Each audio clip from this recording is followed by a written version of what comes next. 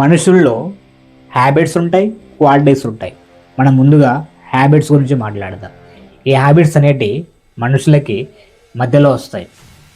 Habits ఏమిటంటే దొంగతనం అవ్వచ్చు, పేకాట అవ్వచ్చు, పుంజులంగడ అవ్వచ్చు, డ్రింక్ చేయడం అవ్వచ్చు, మోసం చేస్తూ అలా బతికేయడం అవ్వచ్చు. సో ఇవి రావడం చాలా ఈజీగా తెలియకుండానే మనకు అలవాటు అవుతాయి. కానీ వాటిని వదిలించుకోవడం చాలా అంటే చాలా కష్టం. కానీ గట్టిగా అనుకుంటే వదిలించుకోవచ్చు. ఈ హ్యాబిట్స్ వల్ల మనిషి డెవలప్మెంట్ అంటే ఏమి ఉండదు. పడిపోవడం, పతనం అవ్వడం, బాధపడడం, ఇంకా చెప్పాలంటే దిగజారిపోతూ ఉంటారు. సో ఈ హ్యాబిట్స్ వల్ల ఫ్యామిలీ ఎప్పుడు సఫర్ అవుతూనే ఉంటుంది.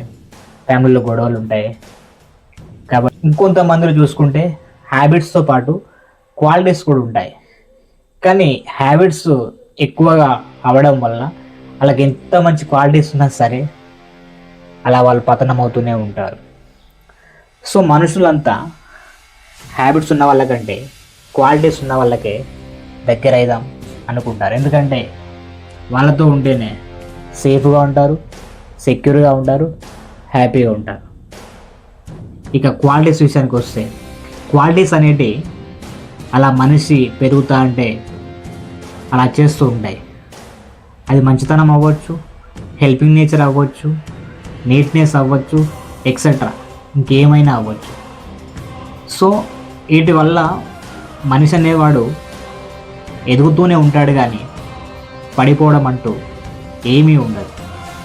కాబట్టి ఎవరైనా సరే హ్యాబిట్స్ ఉన్న వాళ్ళకంటే మంచి క్వాలిటీస్ ఉన్న వాళ్ళకే దగ్గర అవుతారు. చాలామంది లైఫ్లో మంచి క్వాలిటీస్ మరియు హ్యాబిట్స్ ఉన్న వాళ్ళు ఉంటారు.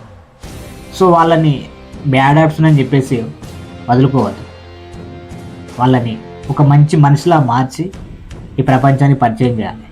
ఎందుకంటే అది నీ బాధ్యత. ఒకటే, హ్యాబిట్స్ కంటే క్వాలిటీస్ చాలా ఇంపార్టెంట్ మనిషికి. సో వాటి వల్లే మనిషి చాలా ఎదుగుతూ ఉంటాడు. సో హ్యాబిట్స్ వల్ల పీకేది ఏం లేదు, పడిపోవడం తప్ప. మీలో ఎవరికైనా బ్యాడ్ హ్యాబిట్స్ ఉంటే వాటిని ఎంత తొందరగా తగ్గించుకుంటే అంత మంచిది.